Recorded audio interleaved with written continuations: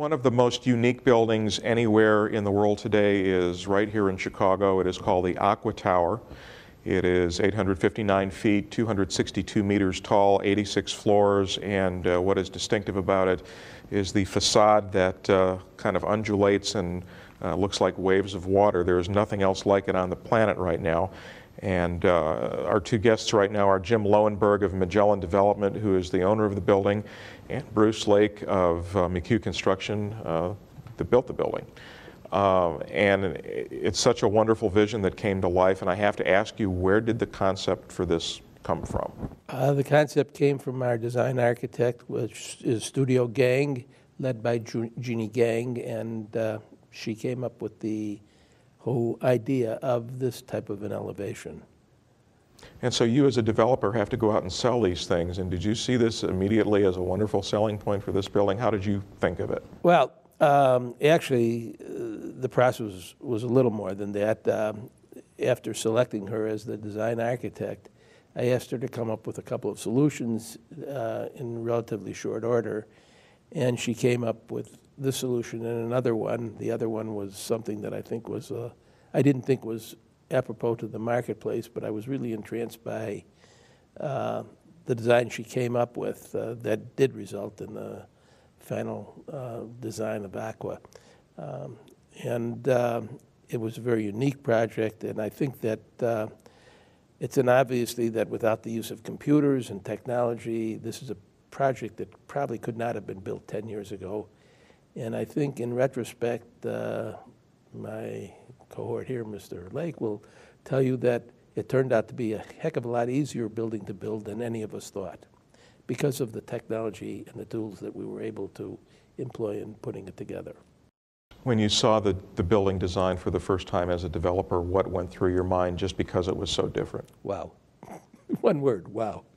This will sell to the public. What was the vision going in? Where did Aqua come from? Obviously, Lake Michigan is right there, but... Well, Aqua is part of a larger project. It's a part of a 28-acre development that's located essentially along the lakefront. One of the boundaries, the northern boundary, is the Chicago River, and two other boundaries are Randolph Street, which is the demarcation between some residential living in Grant Park and Millennium Park, and the street immediately west of the lake, 1 block west of the lake, Columbus Drive. And so the whole development is sort of water-themed as a marketing, which really has nothing to do with design, but as a marketer, what sells and what makes people want to live in high-rise buildings. And there's two things that are really, well, there's really starts with one paramount thing, and that's view. And view along the lakefront is spectacular. The other thing is you sell water, you sell parks, green grass, and so on, and put the whole package together. So our whole development is water-themed. All of the buildings have names that have to do with something to do with sailing or water. The park, if one looks at it in an aerial view, it's boats lined up in the lake, and you can see the hulls in the shape of the walkways in the park lined up as you can look in the harbor right outside our window. And then Aqua was a natural progression. It wasn't intended that way, but it worked out that way. And then we came up with the name Aqua to reflect the design of the building and to be the water theme. Jim, you've been developing in Chicago for how many years now? I got out of college in 1957. I went to work for my father's architectural office, and we were developing at that time too. So I suppose I got started. So you really, I mean, you really know the history of development in Chicago from this realm, obviously. What does this project represent as far as a landmark in that?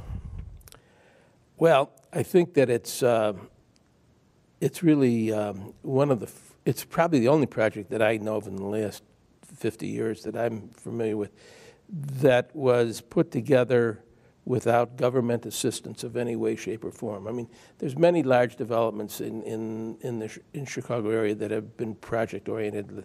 Sandburg Village, which was an assemblage of urban renewal land. There's a lot of Lake Meadows, which is right near the IIT campus, which was all assembled land and urban renewal that was given to somebody. But the Lakeshore East land was a privately held piece of land that was originally intended to be something else. A change in the marketplace caused it not to be successful, and the owners held it. And then we finally bought it in 2002 and made it into a residential development. So I think that's the uniqueness of the project, in that it is a totally private development with no assistance from anybody else, other than a small amount of public improvement bonds. The construction of this building, just looking at the design, you've got balconies that are jutting out at various geometrical formations and kind of coruscating waves up and down the building. And you mentioned that this building was not as hard to build as you thought it would be, and I'm kind of interested in that. What were you thinking when you looked at this design the first time in terms of constructability, and what was the real answer? One of the major issues was the balconies, obviously, and how do you deal with a different forming system on every single floor. It was the major challenge. And we tortured ourselves over a series of months trying to come up with the right solution. And basically our solution was to design a system for the single largest floor available, and to modify the edges on top of that platform as we went up. Therefore, the major framing system would be for the biggest floor, and it would work for every floor just by modifying the edge. We did that with, as Jim mentioned, technology using GPS survey, and certainly the fact that he gave me a little bit of latitude on exactly where those edges needed to be. There is no premium for accuracy in this edge. He had an interesting comment to me when they said, it really can't be that hard, just pour it the way you usually do and it'll probably come out the way we like to see it. Which I took as a little tongue-in-cheek, hopefully, but... No, but actually, I want to say this in all honesty. The McHugh organization and Bruce and his associates came up with a brilliant solution. They made it even easier than I thought it would be. And that was my whole job, was to sell Bruce on the concept that this was a very simple building to build, and they really didn't have to charge me anything extra to do it. No premiums involved in construction costs. So no two balconies are alike, or no two of those edges are alike, is that right? That is correct. And what were the tolerances on the design drawings? You had some leeway to work within there. How easy was that to follow? As it turned out, it was reasonably easy. We had a flexible edge form, which we just put points on this major platform, as we said, and then we bent this edge form to follow the layout that Jim had on his drawings. And if it was an inch or two off, no one really cared. Nobody cared. So. Well, one of the advantages of the building, I read, of this design was that you had a pleasant surprise in the wind tunnel, where you thought you were going to have to go with tune mass stamping, and it turns out that this irregularity in the facade helped you. Yeah, it caused enough confusion in the wind that it reduced the amplitude of the structure, and we didn't need to do it. The other thing I want to say is that aside from the balconies and the undulations in the balconies, it really is a very simple building. All the columns start at the top of the building and they go straight down to the rock caissons. There are very few, if any, transfer girders in the main tower area, so that the window wall is always in the same plane, irrespective of what's happening to the balconies. So things that were done that do not become obvious to the passerby, that made it significantly easier to build, were all incorporated into this feature. And the only irregular feature, I think, and Bruce can tell me otherwise, was the undulation of the building. Otherwise, it's probably the simplest building we ever designed. A slight overstatement, okay. But in general, true. He definitely, let's say, took a lot of the complexities out of many buildings which have multiple transfers. For instance, we built Trump, the structure for Trump also. Trump was a much more complicated building to construct because of its multiple transfers and its outrigger walls and all of that stuff. Jim definitely took the essence of this building. We took it all the way down to rock, straight down. There's the major super columns, if you will. Yeah. So it worked very efficiently. That's not to say there weren't a few challenges to overcome, but for a 900-foot tall building, it was extremely efficient. I also want to add one thing. Because of their forming system that they came up with, and hopefully the design that we helped work on to make it easier. And the platforms they used, they were able to get the construction on a 3-day cycle for pouring floors. Now, you talk to anybody about a 3-day cycle for pouring a 14,000 square foot floor, and outside of Chicago, they sort of laugh at you and say, how do you do that? But not only were we able to do it, we do it all the time on smaller buildings, but we were able to do it when we were in the 80th floor. I mean, that's really the amazing thing. The production continued on a 3-day cycle, which then, as everybody in the high-rise construction business knows, sets the pace for all of your other materials, exterior walls, whatever coming up the building, interior finishes, are all then generally follow the same construction cycle. So we were able to save a tremendous amount of time in putting the building into service. I think we were talking, we're talking months of time that we have saved in putting the building in service. And all of those were formed in place, poured in place. Poured in place, yes. Which helped a lot in this economic arena we're in. We got to turn over the apartments over to Jim early, and that's the one thing that was really driving the market. People were anxious to rent, so we got a head start on that side of the pro forma. Yeah. So, I mean, and that's a major impact on, from my perspective, on a pro forma construction interest for a period of probably saving 60, 70 or more days in the construction of the building amounts to, what, 3 months, 3.5, 4 months of construction interest. These become boxcar numbers, and it become very important to try and attain these savings. Your building stands in a row of high-rises, so I can see where the winds coming off the lake would be a real issue, especially with the happy news that you didn't have to detune the building any more than you did. What were some of the constraints that you were working with, and what were some of the things that you were perhaps a little concerned about at that site? Wind is an important factor. It's amazing. Just as an aside, we did 2 other buildings on the site immediately to the east of this building. They're in a row. They're in the same plane, and one is 5 stories higher than the other. But the wind effect on one as compared to the other is dramatically different. There's a shadowing building approximately 400, 500 feet to the southwest that shadows one.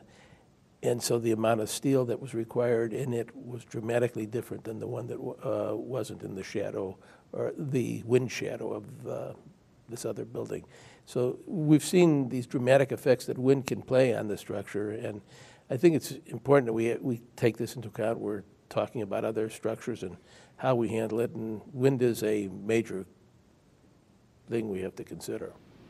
Certainly, wind is a major thing in the constructability side of things also, especially when you get to the higher elevations and you have to deal with jumping the crane, the temporary cranes and temporary forming, all of that, making sure that the people who are on the ground stay safe from debris falling and other things like that. So it's a very important factor on many fronts.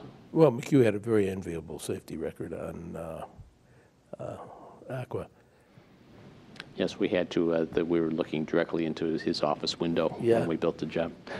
That reminds me, you spoke of the old master architect concept, like on some of the cathedrals where the architect lived there and if he wanted to move something did and kind of took charge of everything.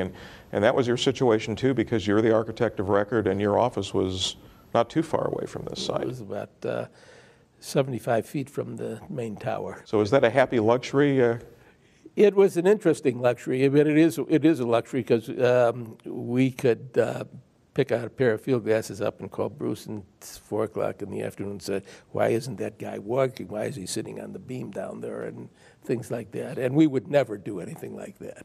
That's right. You rarely waited till 4 o'clock. They like when you do that. You said in our experts panel, the most significant development in high-rises in the last 10 years has been the use of concrete. I think so. And certainly you've been around in the game in Chicago long enough to know that a building like this would not have been possible even how many years ago? Well, on many levels, there's, I don't know, 10 years ago, I don't think it would have been. Well, first thing, without computers, this building is not able to be built. So 10 years for computers is probably the right term.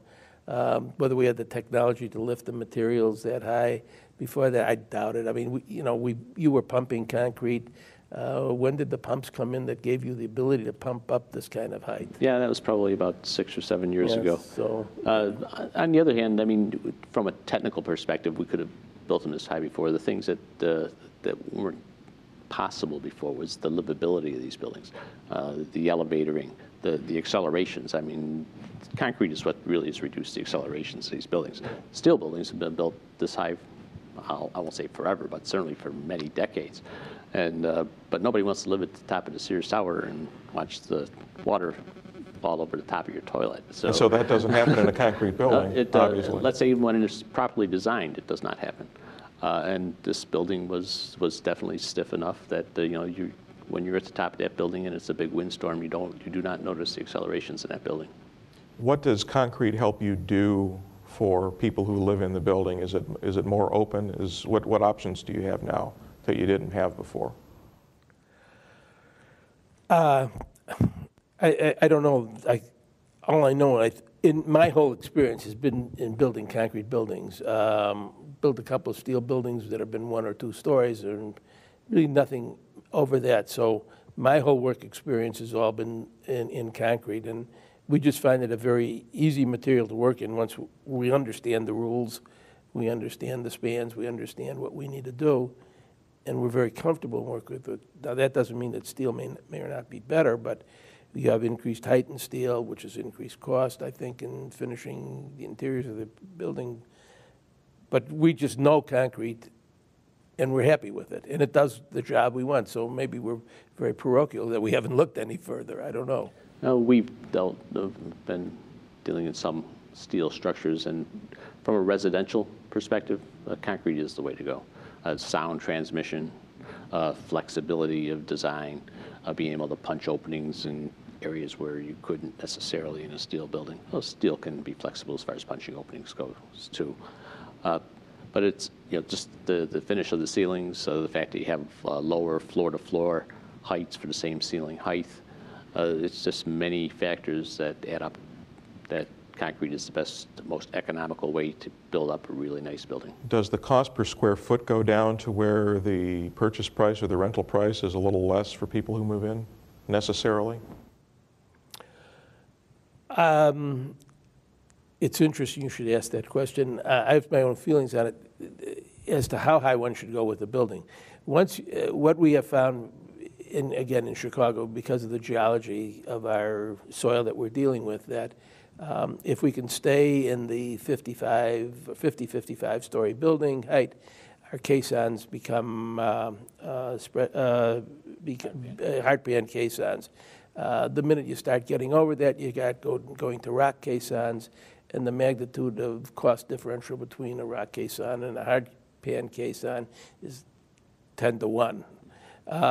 So the question is, when you build a 50, if you can only go 57 floors before you have to change, the cost of building that 58th or 59th floor adds a tremendous burden to the overall cost of the building. And that's, I would think, when one talks about economics of buildings, you're going to see a whole slew of buildings being built, and you have seen, that approach the 50-story level. And then I go back in my experience over 50 years. 50 years when I first started an apartment building, and I've always been in residential apartment buildings, a 12-story apartment building was a big building.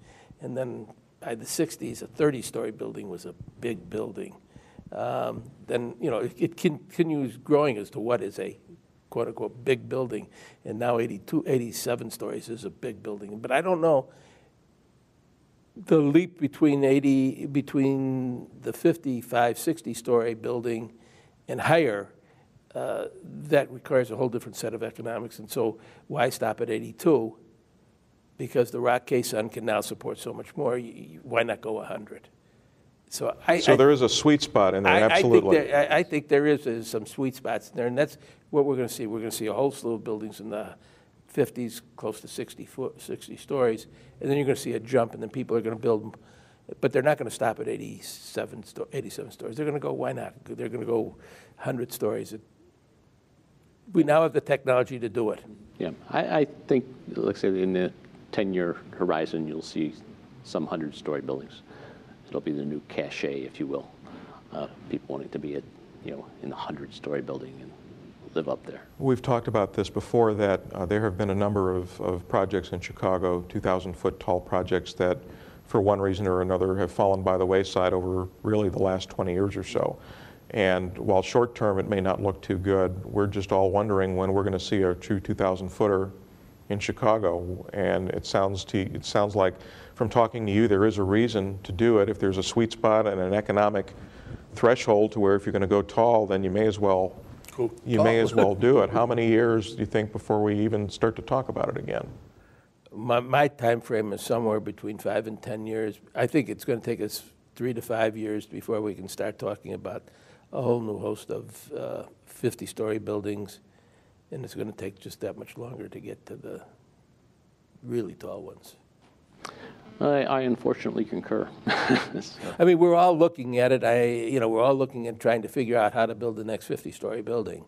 And we'll start to come back. We'll build a few few of them, but until the really nice high-end stuff of real significant height is going to take a little while. See, my analysis, our firm's analysis says that there's going to be, in the next 2 years, there's going to be probably 3 high-rise buildings, apartment buildings, in the 50-story category that are being built. And of course, we want to be one of them, but and because there's only 3 locations in the city right now that economically will support them. There'll be other people who will try. I don't know that they'll get off the ground and do it, but we think that within the next 2 or 3 years, you're going to see somewhere around 3, maybe 4 high-rise buildings being built. I have one last question for you. It's always interesting to look at design concepts for buildings and look at the artist renderings and et cetera. Did this one come out as good as what they were? Did it come out better?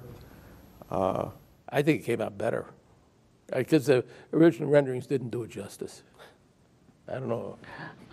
Well, certainly it surprised me that it actually came out and pretty much looked like the renderings. I mean, you've seen lots of buildings where the renderings are spectacular and the building perhaps not so spectacular. Yeah, that's what and this one came out every bit as spectacular as the renderings. Well, congratulations on one of the most distinctive buildings in the world today, and the council in their book on the 2010 awards says to stand under Aqua and look up is to reveal an organic, sinuous view that does not exist anywhere else in the tall building world, and that's quite an accomplishment. So congratulations on a wonderful project in the city of Chicago. Okay, thank you. And this is Jim Loewenberg with Magellan Development in Chicago, the building's owner, and Bruce Lake of McHugh Construction. And thanks for joining us. All right. Thank you. Our pleasure.